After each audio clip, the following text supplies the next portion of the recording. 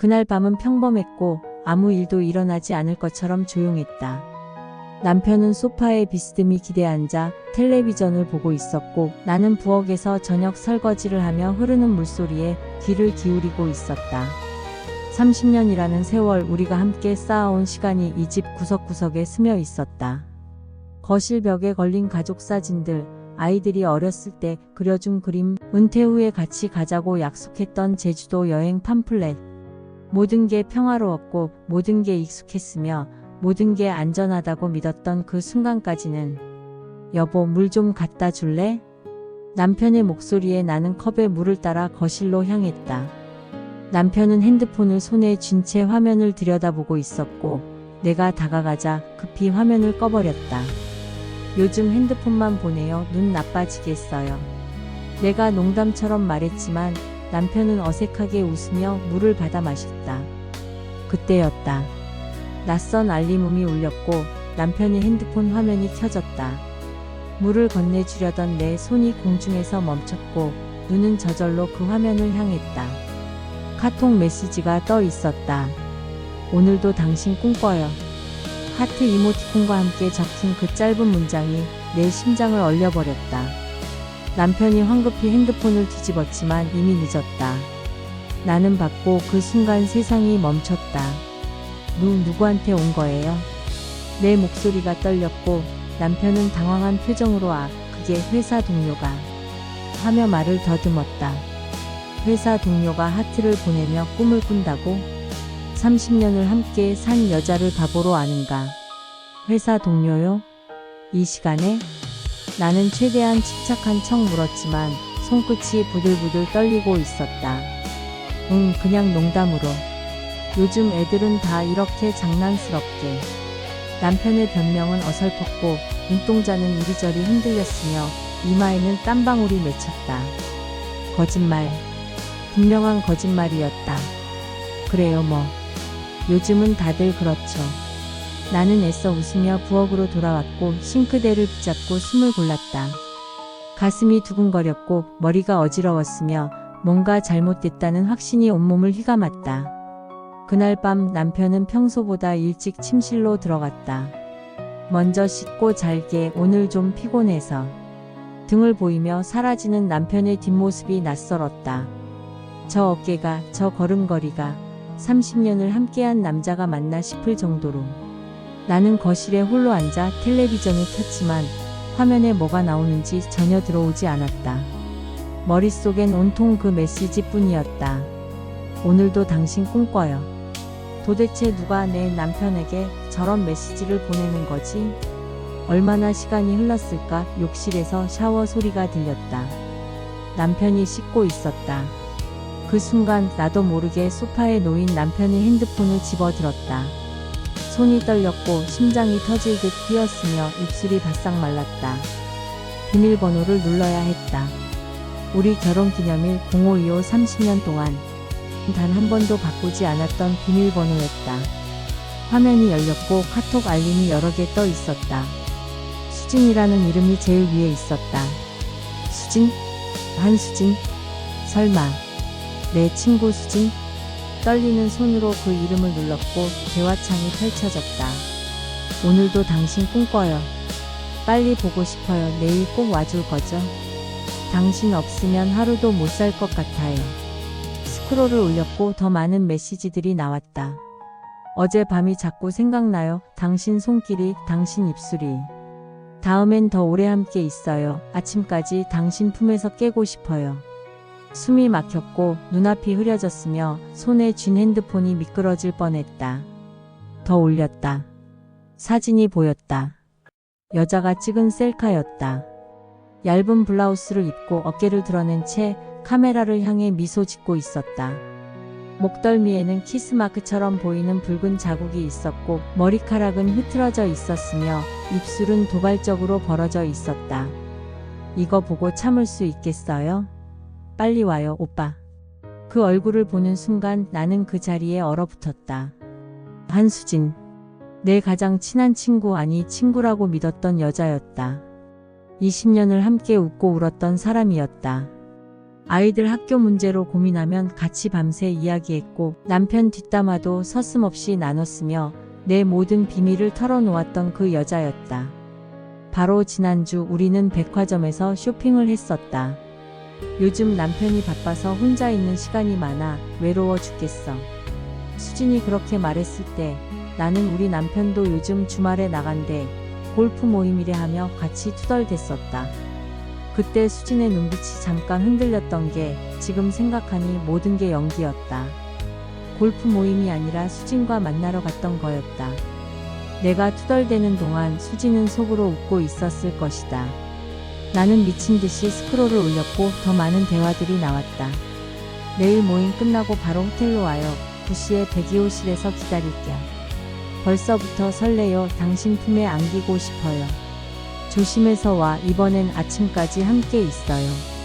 읽으면 읽을수록 구역질이 났고 머리가 깨질 듯 아팠으며 온몸이 얼음장처럼 차가워졌다. 30년을 한 남자만 바라보고 살았다. 젊음을 바쳤고 예쁜 옷도 못 입고 아이 키우느라 허리가 휘었으며 시부모 모시느라 내 부모도 제대로 못 챙겼다. 그런데 이 남자가 내 친구와 손에서 핸드폰을 놓을 수가 없었다. 더 봐야 했다. 이게 전부가 아닐 거라는 걸 알았다. 사진 폴더를 열었고 거기엔 더 끔찍한 것들이 있었다. 호텔 침대에 나란히 누운 두 사람의 발, 얽힌 손가락, 키스하는 뒷모습, 와인잔을 들고 건배하는 모습. 모든 사진이 날짜가 찍혀 있었다. 3개월 전부터였다. 그러니까 내가 몸이 안 좋아서 병원에 입원했을 때부터였다. 그때 남편이 당신 건강이 제일 중요해.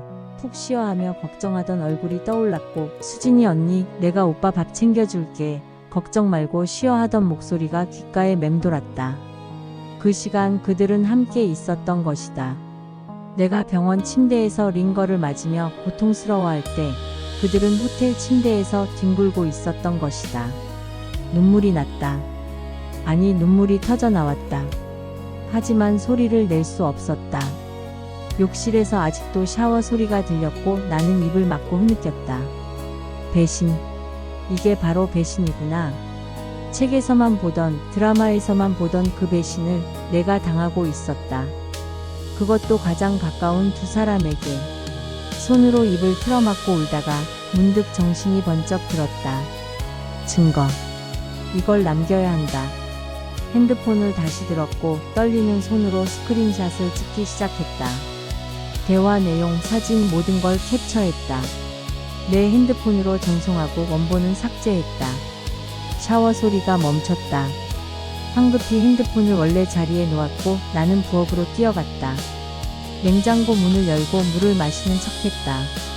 심장이 터질 듯 뛰었고 숨이 가빠졌으며 손에 쥔 컵이 덜덜 떨렸다.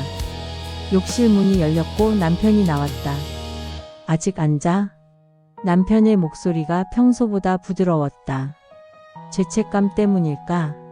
아니면 샤워로 몸을 씻어내며 죄를 지운다고 생각하는 걸까? 금방 잘게요. 나는 애써 평온한 척 대답했다. 남편이 침실로 들어가는 걸 확인하고 나는 다시 소파에 주저앉았다. 핸드폰을 꺼내 내가 캡처한 사진들을 봤다. 명백한 증거였다. 불륜의 증거였다. 배신의 증거였다. 손끝이 떨렸고 이를 악물었으며 온몸에서 열기가 치솟았다. 분노. 처음으로 느껴보는 이런 뜨거운 분노였다. 30년 동안 참았던 모든 것들이 떠올랐다. 시어머니가 아들 밥은 제대로 챙기냐며 핀잔할 때도 참았고 남편이 다른 집 와이프는 이렇게 안 한다며 비교할 때도 웃었으며 아이들 때문에 내 꿈을 포기했을 때도 후회하지 않았다. 가족을 위해서라면 뭐든 할 수 있다고 믿었다. 그런데 이 남자가 내 친구와 입술을 깨물었고 주먹을 불끈 쥐었으며 결심이 섰다. 복수. 반드시 복수하겠다. 단순히 이혼하거나 따지는 것으로는 부족했다. 이 두 사람이 무릎 꿇고 빌게 만들고 싶었고 후회하며 울게 만들고 싶었으며 인생이 박살나는 걸 두 눈으로 보고 싶었다. 그날 밤 나는 잠들 수 없었다. 옆에서 코를 고는 남편을 바라보며 머릿속으로 수없이 계획을 세웠다. 어떻게 복수할까? 어떻게 하면 가장 고통스럽게 만들 수 있을까? 새벽까지 뒤척이다가 문득 남편의 손을 봤다. 그 손이 수진을 만졌다는 생각에 구역질이 났다. 조용히 침대에서 일어나 거실로 나왔고 창밖을 바라봤다. 동이 트기 시작했다. 새로운 하루가 시작되고 있었다. 하지만 나에게 이 하루는 끝이 아니라 시작이었다. 복수의 시작. 배신한 두 사람을 무너뜨릴 계획의 시작. 핸드폰을 켜고 수진에게 문자를 보냈다. 언니, 오늘 시간 돼? 커피 한잔 하자 할 이야기가 있어. 5분도 안 돼서 답장이 왔다.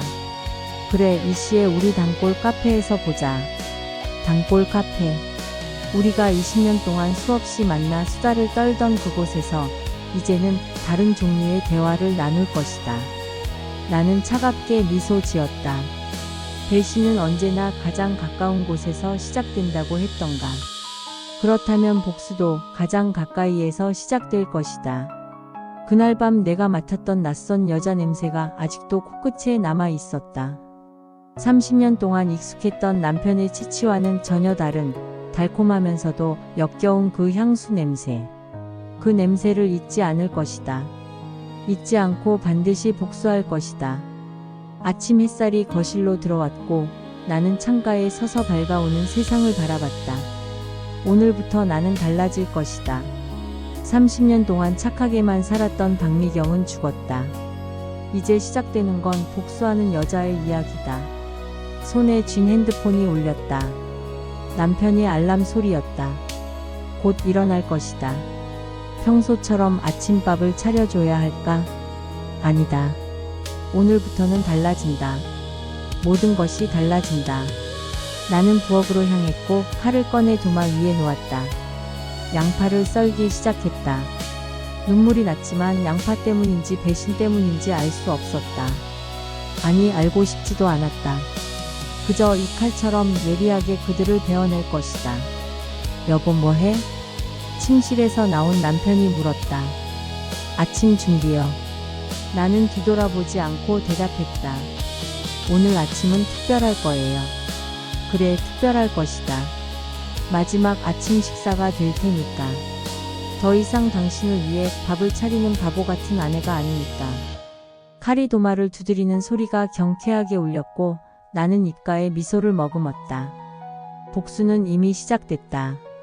카페에 앉아 수진을 기다리는 동안 나는 손끝으로 커피잔을 돌리며 심장박동을 가라앉히려 애썼다. 창밖으로 사람들이 오가고 차들이 지나가고 세상은 여전히 평범하게 돌아가고 있었지만 내 안에서는 폭풍이 휘몰아치고 있었다. 어젯밤부터 잠을 한숨도 못 잤고 거울을 보니 눈두덩이 퉁퉁 부어 있었으며 얼굴은 창백했지만 이상하게도 정신은 또렷했다. 미경아. 익숙한 목소리에 고개를 들었다. 수진이 환하게 웃으며 손을 흔들고 있었다. 20년 동안 봐온 그 얼굴, 그 미소, 그 목소리가 이제는 전혀 다르게 보였다. 왔어? 나는 애써 평소처럼 웃으며 손을 흔들었다. 수진이 가방을 의자에 걸고 앉았고 아이고 더워라. 밖에 햇빛 장난 아니네 하며 부채질을 했다. 뭐 마실래? 아메리카노 한 잔 부탁해. 내가 주문을 하러 가는 사이 수진은 핸드폰을 들여다보며 무언가를 타이핑하고 있었다. 내 남편에게 메시지를 보내는 건 아닐까? 그 생각에 손이 저절로 떨렸지만 나는 침착하게 커피를 받아왔다. 자, 여기. 고마워. 그래, 무슨 이야기가 있다고? 수진이 커피를 한 모금 마시며 물었다. 나는 잠시 그녀를 바라봤다. 어디서부터 시작해야 할까? 있잖아. 응? 요즘 남편이 이상해. 수진의 눈빛이 미세하게 흔들렸다. 찰나의 순간이었지만 나는 그걸 놓치지 않았다. 이상하다니? 무슨 일 있어? 글쎄, 요즘 늦게 들어오는 날이 많고 주말에도 자꾸 나가고. 남자들 다 그렇지 뭐. 골프도 가야 하고 친구들도 만나야 하고. 수진이 태연하게 말했지만 그녀의 손가락이 커피잔을 너무 세게 쥐고 있었다. 그런데 말이야, 어제 남편 핸드폰에서 이상한 메시지를 봤어. 뭐? 진짜?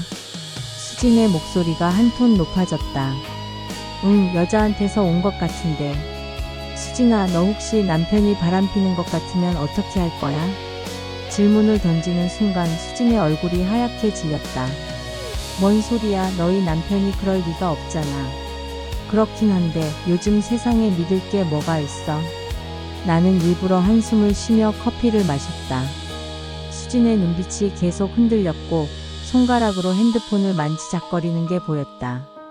미경아, 너 혹시 스트레스 받은 거 아냐? 요즘 안색도 안 좋아 보이고.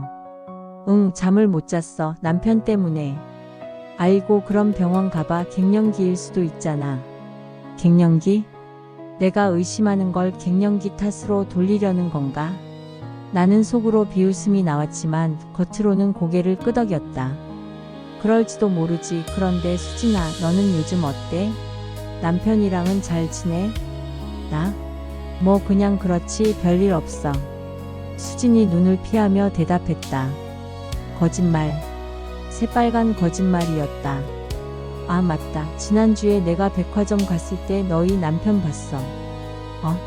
진짜? 우리 남편이? 수진이 깜짝 놀라며 물었다. 응, 여자랑 같이 있더라. 순간 수진의 얼굴이 창백해졌다.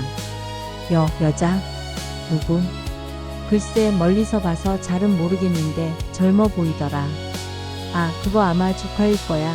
요즘 조카가 취업 준비한다고 자주 만나거든.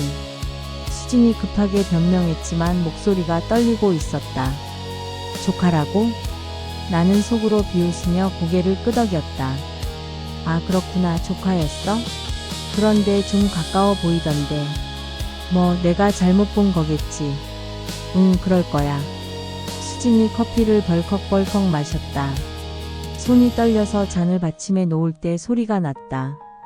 나는 그 모습을 지켜보며 속으로 미소 지었다. 걸려들고 있다. 내가 던진 미끼에 수진이 서서히 걸려들고 있었다. 미경아, 나 화장실 좀 다녀올게. 수진이 벌떡 일어나며 가방을 들고 화장실로 향했다. 핸드폰을 들고 가는 게 보였다. 남편에게 연락하려는 게 분명했다. 나는 곧바로 내 핸드폰을 꺼내 남편의 카톡을 확인했다. 역시나 수진이가 나봤대. 여자랑 같이 있는 거. 조카라고 둘러댔는데 믿을까? 남편의 답장이 곧바로 왔다. 괜찮아, 내가 잘 처리할게. 오늘 저녁은 어렵겠어. 미안. 나는 스크린샷을 찍었다. 증거는 아무리 많아도 부족하지 않으니까. 수진이 화장실에서 돌아왔고 얼굴에 물기가 있었다.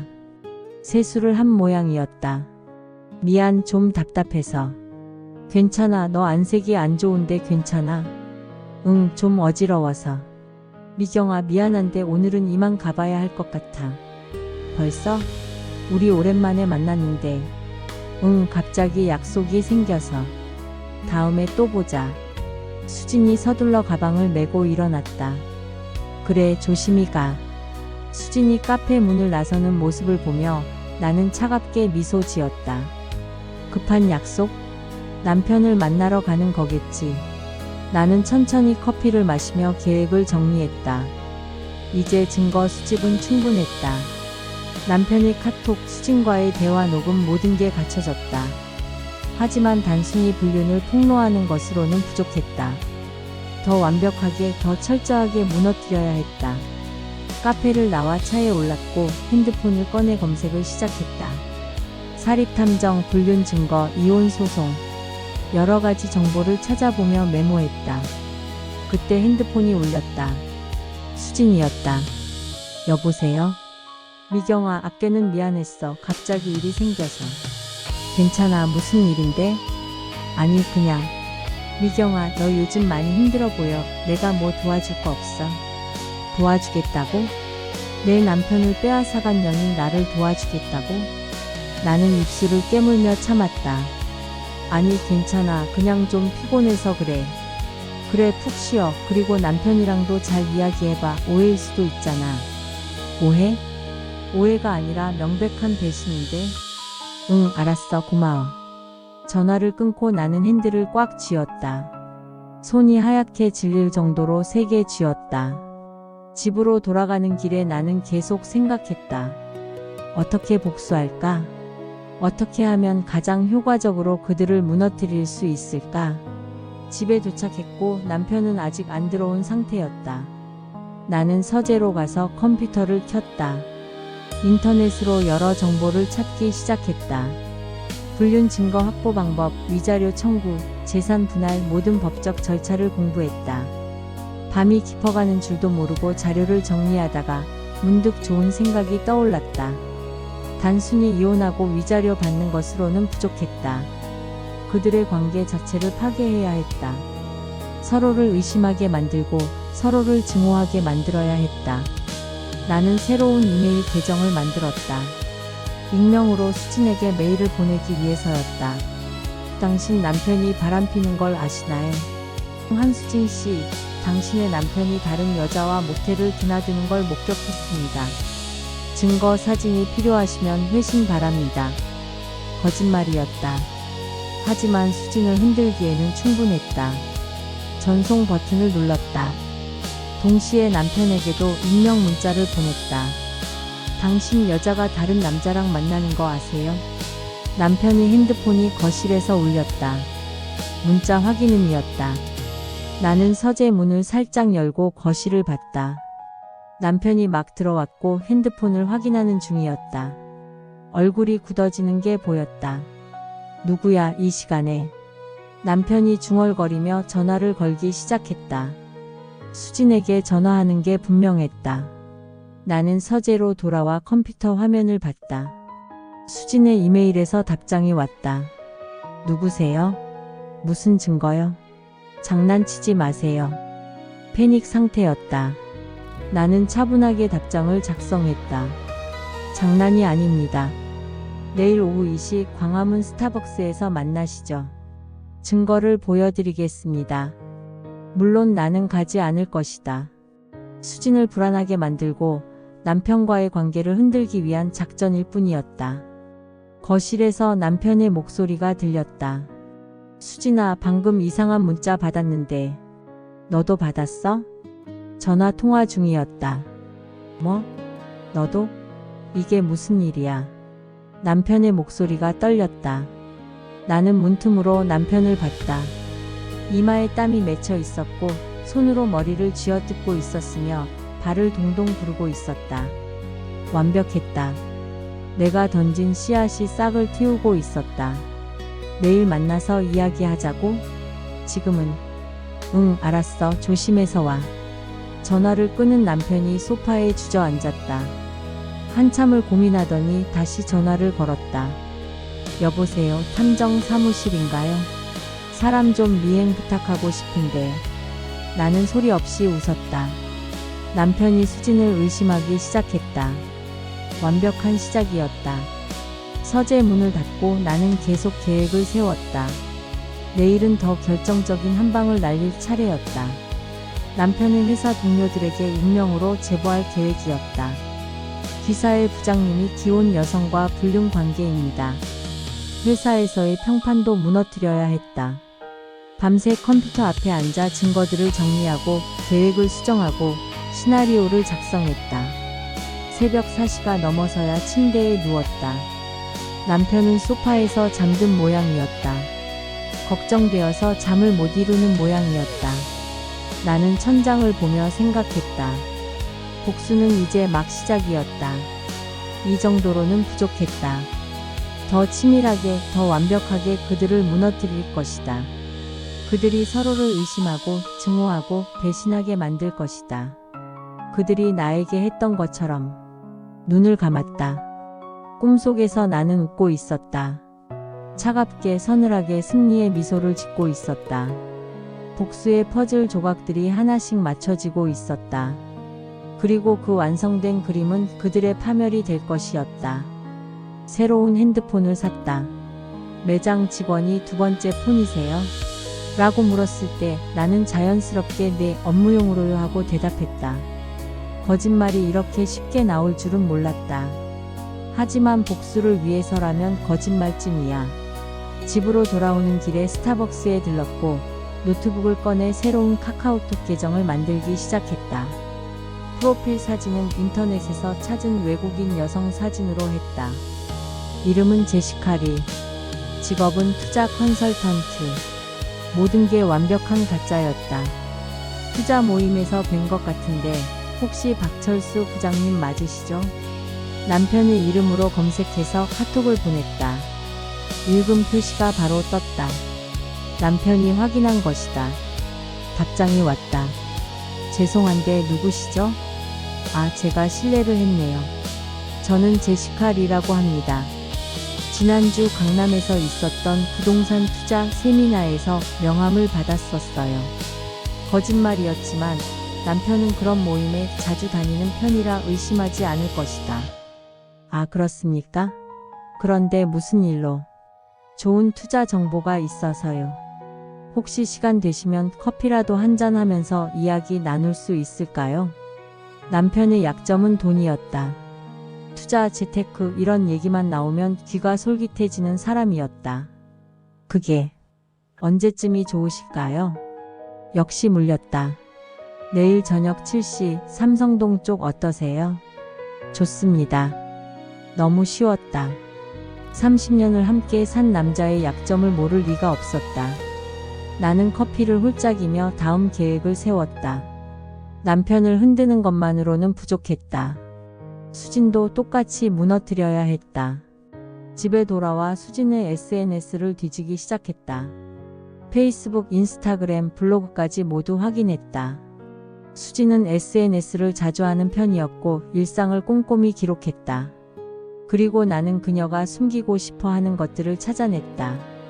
5년 전 이혼 직전까지 갔던 부부 싸움, 3년 전 몰래 받은 대출, 1년 전 다른 남자와 찍은 사진. 모든 게 SNS 어딘가에 흔적으로 남아 있었다. 나는 USB에 모든 자료를 저장했다. 증거는 많을수록 좋으니까. 저녁 7시 남편이 외출 준비를 했다. 어디 가세요? 나는 아무렇지 않게 물었다. 아, 회사 동료 만나기로 했어. 또 거짓말이었다. 제시카 리를 만나러 가는 거면서. 늦을 것 같으면 연락해요. 응, 알았어. 남편이 나간 후 나는 곧바로 움직였다. 내가 고용한 사립탐정에게 전화를 걸었다. 지금 나가셨어요. 뒤쫓아 주세요. 알겠습니다. 탐정은 프로였다. 남편이 어디로 가든 누구를 만나든 모두 카메라에 담을 것이다. 나는 노트북을 열고 수진의 이메일 계정에 접속했다. 비밀번호를 알아내는 건 어렵지 않았다. 수진은 모든 계정에 같은 비밀번호를 사용했고 그건 그녀 딸의 생일이었다. 로그인이 되었다. 수진의 받은 편지함을 뒤지기 시작했다. 카드 청구서, 은행 대출 안내, 그리고 수상한 이메일들. 지난번 저녁 식사 즐거웠습니다. 다음에 또 뵙고 싶네요. 마이너스 민호. 민호? 누구지? 이메일을 더 찾아봤다. 수진 씨 목소리가 자꾸 생각나요. 다음엔 더 긴 시간 함께 하고 싶습니다. 수진이 내 남편 말고도 다른 남자와 연락하고 있었다. 이건 예상 밖이었지만 나쁘지 않았다. 오히려 더 좋았다. 나는 그 이메일들을 모두 캡처했고 내 남편에게 익명으로 전송했다. 당신 여자가 민호라는 남자와도 만나고 있습니다. 동시에 민호라는 사람에게도 이메일을 보냈다. 수진의 계정을 해킹해서. 민호 씨, 저 이제 당신한테 관심 없어요. 다른 남자가 생겼거든요. 연락하지 마세요. 마이너스 수진. 판을 흔들기 시작했다. 모든 관계를 엉망으로 만들 계획이었다. 밤 10시 남편이 돌아왔다. 얼굴이 상기되어 있었다. 어떻게 됐어요? 응? 뭐가? 동료 만난 거요. 아, 그냥 저냥. 남편이 말을 얼버무렸다. 탐정에게서 문자가 왔다. 사진 전송했습니다. 휴대폰을 확인했다. 남편이 카페에서 제시카 리, 그러니까 가짜 투자 컨설턴트를 만나는 척하고 있는 사진이었다. 실제로는 아무도 없었다. 남편은 혼자 앉아서 누군가를 기다리고 있었고 30분이 지나서야 자리를 떴다. 바보 같은 남자. 가짜 여자한테 속아 넘어갔다. 피곤해 보이네요. 푹 쉬세요. 나는 상냥하게 말했다. 남편이 고개를 끄덕이고 침실로 들어갔다. 나는 거실에 남아 노트북을 켰다. 수진의 SNS를 다시 확인했다. 새로운 게시물이 올라왔다. 오늘 왜 이렇게 우울할까? 모든 게 잘못되어가는 기분. 댓글이 달렸다. 무슨 일 있어? 언니 괜찮아? 나도 댓글을 달았다. 익명 계정으로. 남편한테 들켰나봐요. 조심하세요. 수진이 그 댓글을 보면 어떤 반응을 보일까? 상상만으로도 즐거웠다. 핸드폰이 울렸다. 수진이었다. 여보세요? 미경아. 나 좀 이상한 일이 생겼어. 목소리가 떨리고 있었다. 무슨 일인데? 누가 자꾸 이상한 메시지를 보내는 것 같아. 내 SNS에도 이상한 댓글 달리고. 무슨 댓글? 남편한테 들켰다는 둥. 미친 사람이 장난치는 것 같아. 나는 속으로 웃으며 걱정스러운 목소리를 냈다. 그게 무슨 소리야? 남편한테 뭘 들켰다는 거야? 아니 그게 아무것도 아닌데. 수진아, 너 혹시 무슨 일 있는 거 아냐? 아니야. 아무 일도 없어. 수진이 소리쳤다. 완전히 패닉 상태였다. 알았어, 진정해. 내일 만나서 이야기하자. 응. 미안해, 내가 좀 예민해져서. 전화를 끊고 나는 소파에 기대 앉았다. 모든 게 계획대로 흘러가고 있었다. 남편은 가짜 투자 여자한테 속았고 수진은 내가 만든 함정에 빠져들고 있었으며 그들 사이의 균열은 점점 벌어지고 있었다. 다음날 아침 남편이 먼저 일어났다. 평소보다 일찍 회사에 간다며 서둘러 나갔다. 수진을 만나러 가는 게 분명했다. 나는 침대에 누워 천장을 바라봤다. 이 모든 게 꿈만 같았다. 30년 동안 착하게만 살았던 내가 지금은 남의 인생을 뒤흔들고 있었다. 하지만 후회는 없었다. 오히려 살아있다는 느낌이 들었다. 오랜만에 내가 주도권을 쥐고 있었고 내가 판을 짜고 있었으며 모든 것을 조종하고 있었다. 핸드폰이 울렸다. 탐정이었다. 부장님이 한수진 씨 집 앞에 서 있습니다. 사진 찍어주세요. 네. 몇 분 후 사진이 도착했다. 남편과 수진이 길거리에서 싸우고 있었다. 수진이 울고 있었고 남편이 화난 표정으로 손을 휘두르고 있었다. 완벽했다. 그들의 관계가 무너지고 있었다. 나는 그 사진을 저장했다. 나중에 쓸 일이 있을 것이다. 점심때 수진에게서 전화가 왔다. 미경아. 흐느끼는 소리였다. 왜? 무슨 일이야? 나 좀 만나줄래? 너무 힘들어. 어디서? 우리 집 근처 공원. 30분 후에. 알았어, 갈게. 전화를 끊고 나는 옷을 갈아입었다. 거울을 봤다. 눈빛이 달라져 있었다. 예전의 순한 박미경은 어디 가고 지금은 날카로운 여자가 서 있었다. 공원에 도착했을 때 수진은 벤치에 앉아 있었다. 눈이 퉁퉁 부어 있었고 머리는 산발이었으며 화장은 번져 있었다. 미경아. 수진이 나를 보자마자 울음을 터뜨렸다. 나는 옆에 앉아 그녀의 어깨를 두드렸다. 무슨 일이야? 말해봐. 나 정말 잘못했어. 뭘 잘못했는데? 나 너희 남편이랑. 그게. 수진이 털어놓기 시작했다. 모든 것을. 3개월 전부터 시작된 불륜, 호텔에서의 만남, 남편이 해준 달콤한 말들. 그런데 요즘 갑자기 이상해진 거야. 자꾸 다른 남자 있냐고 묻고 의심하고. 왜 그러는 것 같은데? 모르겠어. 누가 우리 관계를 알고 장난치는 것 같기도 하고. 나는 수진의 손을 잡았다. 수진아, 너 정말 미안하다는 거 알아? 응. 미안해, 정말 미안해. 그럼 이제 그만해. 우리 남편한테서 손 떼. 수진이 고개를 들었다. 뭐라고? 나 다 알아. 너랑 내 남편이랑. 수진의 얼굴이 하얗게 질렸다. 미경아. 증거도 다 있어. 카톡 대화, 호텔 사진, 모든 거. 언제부터? 알았어? 처음부터. 나는 차갑게 웃었다. 그럼 왜 지금까지? 재미있어서. 너희가 무너지는 걸 보는 게. 수진이 벌떡 일어났다. 너 미쳤어? 미쳤지. 30년 남편을 빼앗긴 여자가 정상일 순 없잖아. 수진이 떨리는 손으로 가방을 집어들었다. 나 갈게. 가. 그리고 조심해. 이건 시작일 뿐이니까. 수진이 비틀거리며 공원을 나갔다.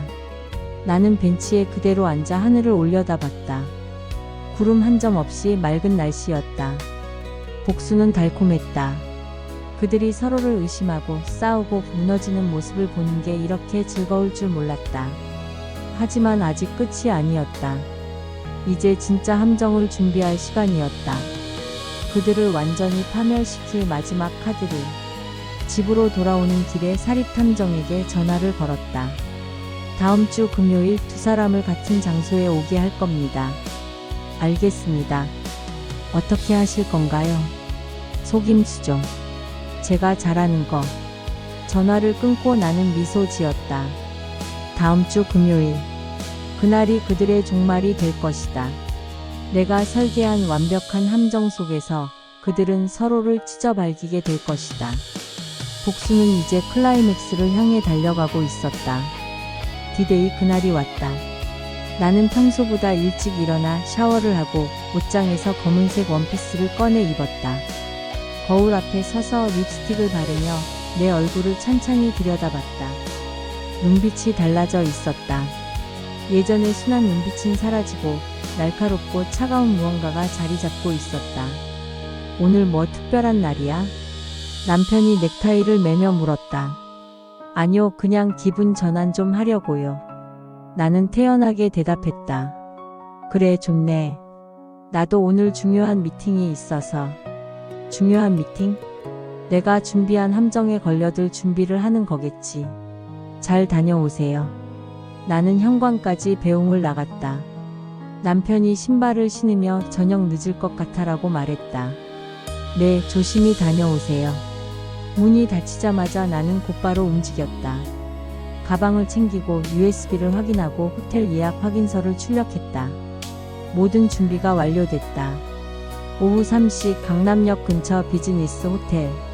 남편에게는 중요한 투자 상담이 있으니 3시에 602호실로 오세요 라는 문자를 보냈다. 제시카 리라는 가짜 계정으로. 수진에게는 민호라는 가상의 남자 이름으로 드디어 당신을 만나네요. 3시에 602호실에서 기다릴게요 라는 메시지를 보냈다. 모든 게 완벽했다. 호텔 로비에서 나는 커피를 마시며 시간을 확인했다. 2시 50분. 곧 그들이 도착할 것이다. 심장이 두근거렸지만 긴장은 아니었다. 흥분이었다. 드디어 이 순간이 온 것이다. 3시 정각. 남편이 먼저 도착했다. 로비를 두리번거리며 누군가를 찾는 모습이 보였다. 나는 신문으로 얼굴을 가리고 그를 지켜봤다. 남편이 엘리베이터에 탔다. 5분 후 수진이 도착했다. 화장을 진하게 하고 향수를 뿌린 게 여기서도 느껴졌다. 그녀도 엘리베이터를 탔다. 나는 잠시 기다렸다가 직원용 엘리베이터를 이용해 6층으로 올라갔다. 602호실 앞에서 숨을 고르고 카드키를 찍었다. 문이 열렸다. 그리고 내가 본 광경. 남편과 수진이 마주보고 서 있었다. 너, 여기 왜 왔어? 남편의 목소리가 떨렸다. 나는 민호를 만나러. 너야말로 왜 여기 있는 거야? 수진도 당황한 표정이었다. 바로 그 순간 내가 문을 활짝 열었다. 안녕하세요, 두 분. 나는 차갑게 미소 지으며 방 안으로 들어갔다. 미경이? 두 사람이 동시에 소리쳤다. 네, 저예요. 오랜만이네요. 나는 가방에서 노트북을 꺼내 테이블 위에 놓았다. 여기서 뭐 하는 거야? 남편이 다가왔지만 나는 손을 들어 제지했다. 앉으세요. 쇼가 시작되니까요. 쇼? 미경아, 너 지금 무슨... 앉으라고 했잖아요. 내 목소리가 날카롭게 울렸고 두 사람은 움찔하며 소파에 앉았다. 나는 노트북을 켜고 미리 준비해둔 영상을 재생했다. 벽면에 텔레비전의 화면이 떴다. 첫 번째 카톡 대화 내용. 오늘도 당신 꿈꿔요. 나도 그래, 빨리 보고 싶어. 다음엔 더 오래 함께 있어요. 수진의 얼굴이 하얗게 질렸다. 두 번째 호텔 CCTV 화면. 남편과 수진이 손을 잡고 들어가는 모습. 엘리베이터 안에서 키스하는 장면. 객실 문을 열고 들어가는 뒷모습. 남편이 자리에서 벌떡 일어났다. 어떻게 이걸? 앉아요. 나는 차갑게 말했다. 세 번째 통화 녹음. 여보, 오늘은 좀 늦을 것 같아. 회사에서 급한 일이 생겨서. 모두 거짓말이었다. 녹음 파일 옆에는 실제 위치 추적 기록이 나타났다. 그 시각 남편은 회사가 아니라 모텔에 있었다. 네 번째 은행 거래 내역. 수진에게 송금한 돈들. 선물 사준다고, 저녁 사준다고 했던 그 돈들. 모든 증거가 하나하나 화면에 떴고 두 사람은 점점 더 창백해졌다. 이제 이해하시나요? 내가 물었다. 미경아, 오해야 이건. 오해? 나는 비웃었다. 3개월 동안 23번 만났어요. 호텔만 해도 5번, 모텔은 18번. 이게 오해인가요? 수진이 떨리는 목소리로 말했다. 미경아, 미안해, 정말 미안해. 미안하다고? 나는 다가가서 수진의 턱을 들어 올렸다. 20년 친구였던 당신이 내 남편이랑 잤으면서 미안하다는 말로 끝낼 수 있다고 생각해요. 나 정말 잘못했어. 잘못한 걸 알면서도 했잖아요. 매번 매일같이. 나는 수진을 밀쳤고 그녀는 소파에 주저앉았다. 남편이 나를 붙잡으려 했다. 진정해, 우리 이야기 좀. 이야기? 나는 남편의 손을 뿌리쳤다. 30년 동안 당신하고만 살았어요. 당신 부모 모시고, 당신 아이 키우고, 당신 밥 차려주고. 그런데 당신은 뭘 했죠? 내 친구랑 놀아놨잖아요. 내가 잘못했어. 알아요. 잘못한 거 다 알아요. 나는 가방에서 서류 봉투를 꺼냈다. 이혼 서류예요. 사인하세요.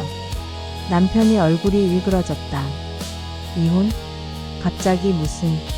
갑자기? 나는 웃음이 나왔다. 당신이 수진이랑 첫 키스한 게 3개월 전이에요. 내가 병원에 입원했을 때죠. 갑자기가 아니라 너무 늦은 거예요. 수진이 고개를 들었다. 그럼 언제부터 알았던 거야? 처음부터요. 나는 차갑게 대답했다. 처음 카톡 본 그날부터 모든 걸 알고 있었어요. 그런데 왜? 재미있었거든요. 나는 소파에 앉아 다리를 꼬았다. 당신들이 서로를 의심하고 싸우고 불안해하는 모습을 보는 게. 남편이 주먹을 불끈 쥐었다. 너 미친 거 아냐? 미쳤죠. 남편한테 배신당한 여자가 정상일 리 없잖아요. 나는 노트북을 돌려서 그들에게 보여줬다. 그런데 재미있는 게 또 있어요. 화면에 새로운 이미지가 떴다. 수진과 다른 남자가 함께 있는 사진. 민호라는 사람 기억하죠? 수진의 눈이 커졌다. 어떻게? 제가 다 만든 거예요. 그 이메일도 문자도 전부. 남편이 수진을 돌아봤다. 다른 남자도 있었어? 아니야, 그건 거짓말. 남편이 소리쳤다. 나한테 다른 여자 있냐고 물어볼 때는 언제고. 당신도 제시카 리한테 속아 넘어갔잖아. 수진이 맞받아쳤다. 제시카 리? 그게 뭔데? 투자 상담한다고 여자 만나러 갔잖아. 두 사람이 서로를 향해 소리치기 시작했다. 나는 조용히 앉아서 그 모습을 지켜봤다. 당신 때문에 이렇게 됐어. 내 잘못이라고? 먼저 유혹한 건 너잖아. 나? 당신이 먼저 손 잡았잖아. 그건 내가. 그들은 서로를 비난했고 욕설을 퍼부었으며 급기야 수진이 남편의 뺨을 때렸다. 다 당신 때문이야. 남편도 지지 않고 소리쳤다. 내가 꼬셔놓고 이제 와서. 나는 천천히 일어섰다. 두 사람은 여전히 싸우고 있었고 나를 잊은 듯했다. 그만하세요. 내 목소리에 두 사람이 멈췄다. 축하해요. 이제 당신들의 비밀은 더 이상 비밀이 아니에요. 가방에서 또 다른 봉투를 꺼냈다. 이건 당신 회사 사람들한테 보낼 이메일 내용이에요. 남편의 얼굴이 새하얘졌다. 그리고 이건 수진 씨 남편한테 보낼 증거 자료고요. 수진이 무릎을 꿇었다. 제발, 그건 하지 마. 왜요? 당신도 내 인생 망쳤잖아요. 미경아, 제발 우리 아이들 생각해서라도. 아이들? 나는 차갑게 웃었다. 당신이 내 남편이랑 놀아날 때 아이들 생각했어요? 수진이 바닥에 엎드려 울기 시작했다. 남편도 무릎을 꿇었다. 미안하다. 정말 미안해. 내가 잘못했어. 이제 와서 미안? 나는 그들을 내려다봤다. 30년 만에 처음 듣는 사과네요. 제발, 한 번만 용서해줘. 용서? 나는 서류를 던졌다. 여기 사인하면 용서해줄게요. 재산은 8대2로 나눠요. 당신이 8대2? 그건 너무. 싫으면 9대1로 할까요? 아니면 법원 가서 판사한테 물어볼까요? 불륜한 남편이 재산을 얼마나 받을 수 있는지. 남편은 아무 말도 못했다. 나는 수진을 봤다. 당신은 오늘부터 이 동네에서 나가세요. 아니면 모든 증거를 당신 남편한테 보낼 거예요. 어디로 가라는 거야? 몰라요. 상관없어요. 그냥 내 눈앞에서 사라지세요. 수진이 흐느꼈다. 나는 가방을 들고 문으로 향했다. 두 분 행복하세요. 서로 망가뜨리면서요. 문을 열려는 순간 남편이 소리쳤다. 당신도 행복할 수 있을 것 같아. 나는 뒤돌아봤다. 당신들보다는 행복할 거예요. 그리고 문을 닫았다. 복도를 걷는 내 발걸음은 가벼웠다. 귀에서는 여전히 그들의 울음소리가 들렸지만 나는 웃고 있었다. 엘리베이터를 타고 내려가면서 거울에 비친 내 얼굴을 봤다. 립스틱이 조금 번졌지만 눈빛은 또렷했다. 로비로 나와 햇살을 마주했다. 따뜻했다. 30년 만에 느껴보는 자유의 온기였다. 핸드폰이 울렸다.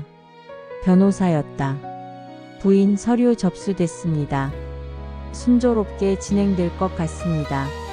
감사합니다. 전화를 끊고 나는 거리를 걸었다.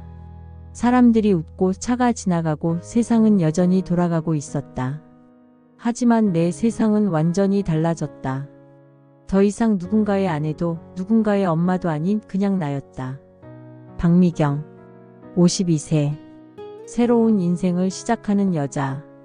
복수는 끝났고 파멸은 완성됐으며 이제 남은 건 내 인생뿐이었다. 카페에 들어가 아메리카노를 주문했다. 창가 자리에 앉아 거리를 바라봤다. 핸드폰이 또 울렸다. 남편이었다. 받지 않았다. 수진이었다. 역시 받지 않았다. 그들의 시대는 끝났다. 이제는 나의 시간이었다. 커피를 한 모금 마셨다.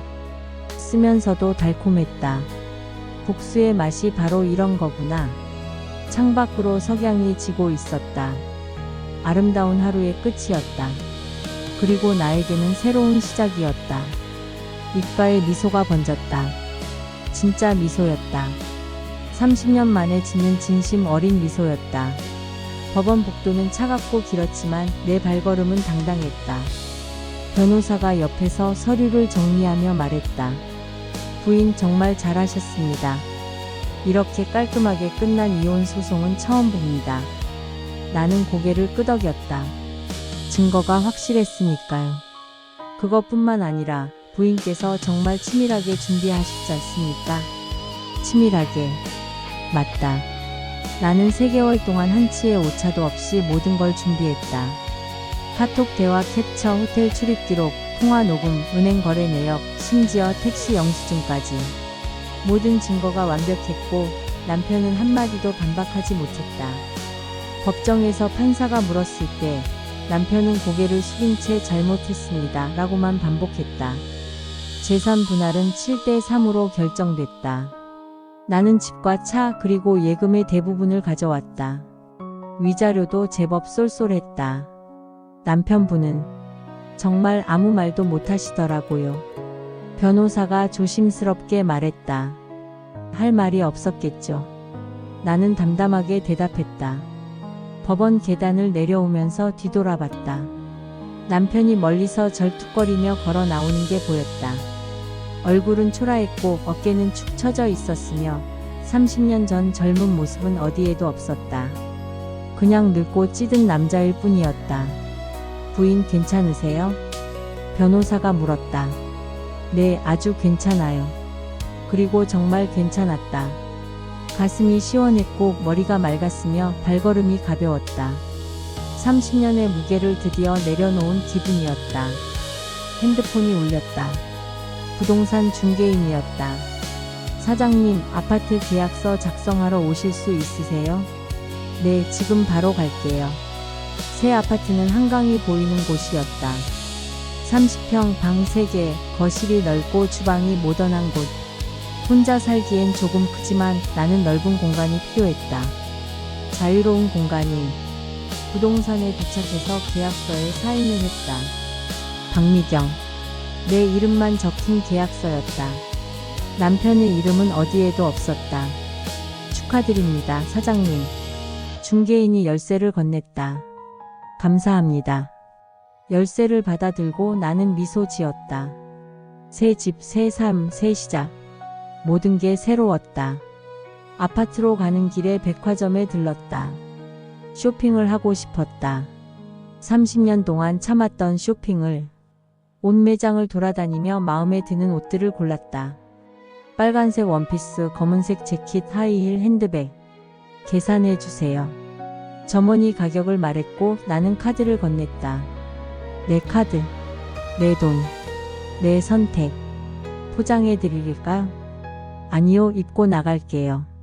탈의실에서 빨간 원피스로 갈아입었다. 거울을 봤다. 52세 여자가 빨간 원피스를 입고 서 있었다. 어울리세요. 점원이 칭찬했다. 그래요? 네, 정말 멋지세요.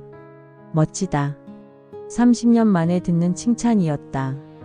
백화점을 나와 카페에 들렀다. 라떼를 주문하고 창가에 앉았다. 지나가는 사람들을 구경하며 핸드폰을 꺼냈다. 수진에게서 몇 통의 부재중 전화가 있었다. 문자도 있었다. 미경아, 제발 한 번만 만나자. 내가 잘못했어. 용서해줘. 부탁이야. 전화 좀 받아줘. 나는 문자를 삭제했다. 용서? 아직은 아니다. 아니, 영원히 아닐지도 모른다. 핸드폰이 다시 울렸다. 딸이었다. 엄마, 나 지금 괜찮아? 응, 엄마 괜찮아. 법원 어떻게 됐어? 다 끝났어. 엄마가 이겼어. 정말? 엄마 대단하다. 딸의 목소리가 밝았다. 재산도 많이 받았어. 너희 학자금 걱정 안 해도 돼. 엄마, 고생 많았어. 아니야, 이제부터 시작이야. 엄마, 새 집 구경하러 갈게. 그래, 와. 전화를 끊고 나는 라떼를 마셨다. 따뜻하고 달콤했다. 인생도 이래야 하는데 30년 동안 스티슨 커피만 마셨던 것 같다. 저녁 무렵 새 아파트에 도착했다. 짐은 아직 안 옮겼지만 일단 와보고 싶었다. 현관문을 열고 들어갔다. 텅 빈 거실이 넓게 펼쳐졌다. 한강이 창문 너머로 보였고 석양이 물들고 있었다. 신발을 벗고 맨발로 거실을 걸었다. 마루가 차가웠지만 기분이 좋았다. 발코니로 나가 난간에 기댔다. 강바람이 불어왔고 머리카락이 날렸으며 눈이 감겼다. 숨을 깊이 들이마셨다. 자유의 공기였다. 핸드폰이 울렸다. 변호사였다. 부인 수진 씨 남편이 이혼 소송 제기했답니다. 그래요? 내 부인이 보낸 증거 때문에. 나는 미소 지었다. 잘 됐네요. 그리고 남편분 회사에서도 징계위원회가 열렸다고 합니다. 어떻게 될 것 같아요? 아마 권고사직 정도? 그럼 잘 된 거네요. 전화를 끊고 나는 하늘을 올려다봤다. 별이 하나둘 나타나고 있었다. 며칠 후 이사를 했다. 집안 곳곳에 내 물건들을 배치하며 새로운 공간을 채워갔다. 거실에는 소파와 테이블을, 주방에는 새 그릇들을, 침실에는 부드러운 침구를. 모든 게 내 취향대로였다. 남편의 의견은 필요 없었고 누구의 눈치도 볼 필요 없었다. 그날 밤 새 침대에 누웠다. 천장을 보며 생각했다. 30년 일하는 시간. 그 시간 동안 나는 무얼 했나. 아내였고 엄마였고 며느리였다. 하지만 나 자신은 아니었다. 이제는 달라졌다. 나는 박미경이었다. 그냥 박미경. 새벽 잠이 오지 않아 일어났다. 운동복으로 갈아입고 밖으로 나갔다. 한강공원으로 향했다. 조깅을 시작했다. 발이 땅을 박차고 숨이 가빠졌으며 땀이 흘렀다. 하지만 기분이 좋았다. 살아있다는 느낌이 들었다. 벤치에 앉아 물을 마시며 강을 바라봤다. 햇살이 강물에 반짝이고 새들이 지저귀고 사람들이 오가고 있었다. 평화로운 아침이었다. 실례합니다. 뒤에서 남자 목소리가 들렸다. 돌아보니 50대 정도 되어 보이는 남자가 서 있었다. 네? 혹시 제가 알아도 될까요? 너무 아름다우셔서. 나는 웃음이 나왔다. 죄송하지만 전 지금 혼자가 좋거든요. 아, 그렇군요. 실례했습니다. 남자가 어색하게 웃으며 떠났다. 나는 다시 강을 바라봤다. 혼자. 그래, 나는 지금 혼자다. 하지만 외롭지 않았다. 오히려 자유로웠다. 집으로 돌아와 샤워를 하고 거울을 봤다. 52세 여자가 서 있었다. 주름은 있었지만 눈빛은 맑았다. 백발이 섞였지만 표정은 밝았다. 예쁘네. 나는 거울 속 나에게 말했다. 그리고 정말 그렇게 보였다. 아침을 먹으며 계획을 세웠다. 이제부터 뭘 할까? 여행? 공부? 일? 모든 게 가능했다. 선택은 내 몫이었다. 핸드폰이 울렸다. 모르는 번호였다. 여보세요? 미경씨? 낯선 여자 목소리였다. 네, 누구세요? 저 김영희예요. 고등학교 동창. 아, 영희야. 요즘 소식 들었어. 힘들었겠다. 아니, 괜찮아. 우리 동창회 있는데 나올래? 다들 보고 싶어 해. 동창회. 30년 만에 처음 가보는 것 같다. 남편이 싫어해서 못 갔었다. 갈게. 언제야?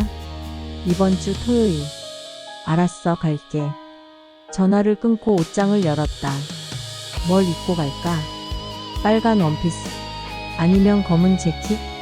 고르는 재미가 있었다. 토요일 동창회에 갔다. 친구들이 반겼다. 미경이 맞아? 너무 예뻐졌다. 이혼이 약이네. 웃음이 터졌다. 30년 만에 느껴보는 편안함이었다. 저녁을 먹으며 이야기를 나눴다. 아이들 이야기, 남편 이야기, 시댁 이야기. 하지만 나는 그런 이야기를 할 필요가 없었다. 나는 그냥 나였으니까. 미경아, 요즘 뭐 해? 응, 새로 시작하려고. 뭘? 아직 모르겠어. 뭐든 할 수 있으니까. 친구들이 부러운 눈빛으로 바라봤다. 좋겠다. 자유로워서. 우리도 이혼할까? 농담처럼 던진 말이었지만 어딘가 진심이 섞여 있었다. 집으로 돌아오는 길 나는 웃고 있었다. 오늘 하루가 즐거웠다. 내일도 즐거울 것 같았다. 모레도 그 다음 날도. 앞으로의 모든 날들이. 새 아파트 거울 앞에 섰다. 빨간 원피스를 입은 내가 서 있었다. 예전보다 더 강해 보였고 더 젊어 보였으며 더 아름다워 보였다. 이제 시작이야. 나는 거울 속 나에게 말했다. 복수는 끝났다. 정의는 이루어졌다. 그리고 나는 자유를 되찾았다. 창문을 열었다. 한강 바람이 불어왔다. 커튼이 흔들렸고 내 머리카락도 날렸다. 나는 눈을 감고 바람을 맞았다. 30년 만에 느껴보는 자유의 바람이었다. 더 이상 피해자가 아니었다. 더 이상 배신당한 여자가 아니었다. 나는 박미경이었다. 52세. 새로운 인생을 시작하는 여자. 승리한 여자. 자유로운 여자. 발코니로 나가 난간에 기댔다. 도시의 불빛이 반짝이고 차들이 지나가고 사람들이 살아가고 있었다. 나도 이제 그들 중 하나였다. 당당하게 자유롭게 살아가는 사람. 핸드폰을 꺼내 차단 목록을 확인했다. 남편 수진. 두 이름이 나란히 있었다. 차단 해제 버튼을 누를까 고민했다. 아니다. 아직은 아니다. 어쩌면 영원히 아닐지도 모른다. 그리고 그것도 괜찮았다. 나는 그들 없이도 충분했으니까. 밤하늘을 올려다봤다. 별이 총총했다. 어느 별이 나일까? 가장 밝게 빛나는 별? 아니면 조용히 반짝이는 별? 어느 쪽이든 상관없었다. 나는 별이었고 빛나고 있었으며 살아있었다. 그것만으로 충분했다. 새벽이 밝아왔다. 새로운 하루가 시작되고 있었다. 나는 운동복으로 갈아입고 밖으로 나갔다. 한강공원으로 향하며 미소 지었다. 오늘도 달릴 것이다. 내일도 모레도 그 다음 날도. 앞으로 남은 모든 날들을 자유롭게 당당하게 행복하게. 박미경으로서. 그리고 그것이 나의 진짜 승리였다.